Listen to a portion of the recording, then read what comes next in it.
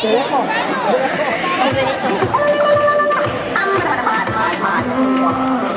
Ya te mereces. Excuse me.